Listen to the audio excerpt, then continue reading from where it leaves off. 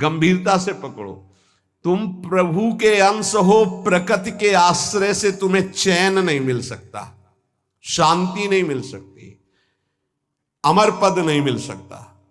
तुम भटकते रहोगे, क्लेशित होते रहोगे, भयभीत होते रहोगे। भटकना जन्म मरण। भगवान के एकमात्र आश्रय से तुम्हें विश्राम मिलेगा और कहीं नहीं। जैसे गोस्वामी जी कहते, पायो परम विश्राम राम समान प्रभु नाही कहूं। लेकिन कोई भगवान का आश्रय लेना नहीं चाहता, रुपया का आश्रय लेना चाहता है। वस्तु का बल, पद का बल, परिवार का बल, देह का बल, समाज का बल, तब तक भगवान के दर्शन हो जाए। लोग बातें बनाते, समझते नहीं। अरे द्रौपदी जी अवतार हैं, द्रौपदी जी कोई जन्म नहीं लिए, अवतार हैं, शक्ति का अवतार हैं, यज्ञ कुंड से प्रकट हुई। लेकिन आश्रय दृढ़ तब हुआ इस घटना के बाद, चीरहरण घटना के बाद। नहीं, पांडवों का आश्रय था, सभा का आश्रय था, अपना बल का आश्रय था, दांत का आश्रय लिया। जब सब छूट गया तो गोविंद द्वारिकावासिन। ये चीज समझने, कल कुछ संत भगवान आए थे, उनसे यही चर्चा हो रही थी कि आश्रय तत्व पर दृष्टि रखो। कहां आश्रय है तुम्हारा? अंदर से देखो, अभी भगवत प्राप्त हो जाओगे। बिगड़ी जन्म मने की अबही सुधरे आज, आज अभी होई राम को। आश्रय राम का, आश्रय हरि का, आश्रय प्रभु का। किसका आश्रय? सूरदास जी महाराज कह रहे हैं, अपबल, तपबल और बाहुबल, चौथो बल है दाम। किसका आश्रय इनमें से? अपना बल, तपस्या का बल, दाम का बल, विद्या का बल। किसका बल है?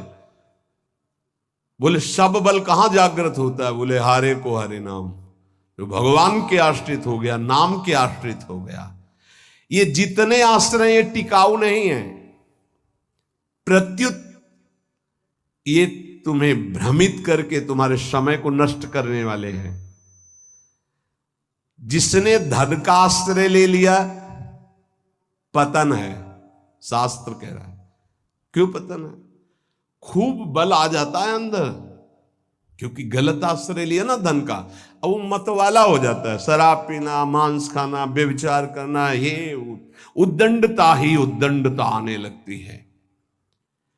अब भगवत आश्रित और धन आ गया तो उसका धन दूसरी जगह जाता है, क्योंकि आश्रय सही है। अस्पताल खुलवा दिया, पौशाला, संत सेवा, गौशाला, नाना प्रकार की धार्मिक वृत्तियों के द्वारा दूसरों को सुख पहुंचाना। क्यों? क्योंकि आश्रय बढ़िया है। केवल धन का आश्रय है तो सब दोष आ जाते हैं। इतना ही नहीं, शुभ कर्मों का आश्रय बन जाता है, साधना का आश्रय बन जाता है। अपनी साधना, रोज परिक्रमा लगाता हूं, रोज ये करता हूं, ये करता हूं। देखो दिखाई दे रहा है भक्त, भगवान। भक्त का मतलब होता है भगवान का आश्रय। अब वो ये जो सत साधनाएं हैं, असत नहीं है, पर इनका जो आश्रय हो गया वो डायरेक्ट भगवान के आश्रय से हट। अब हमारी टांगें मजबूत हैं तो हम परिक्रमा लगा रहे हैं, कल टांग टूट गई तो आश्रय भगवान का, उनके आश्रय से भगवत प्राप्ति होगी, कोई इनके आश्रय से थोड़ी। लेकिन अगर वो आश्रय लिया है तो फिर लगेगा हमसे कोई साधना ही नहीं हो रही, आप असंतुष्ट हो जाएंगे। एकमात्र भगवान का आश्रय। तभी कह रहे बिगड़ी जन्म मने की अबही सुधरे आज। अभी इसी क्षण सुधार हो जाएगा, अभी इसी क्षण बात बन जाएगी। अनेक जन्मों की बिगड़ी क्या, आश्रय केवल प्रभु का, मामुपाश्रिता। भगवत प्राप्ति की साधना का भी आश्रय नहीं। ध्यान दो, ये बड़ा सूक्ष्म। आश्रय केवल प्रियालाल का।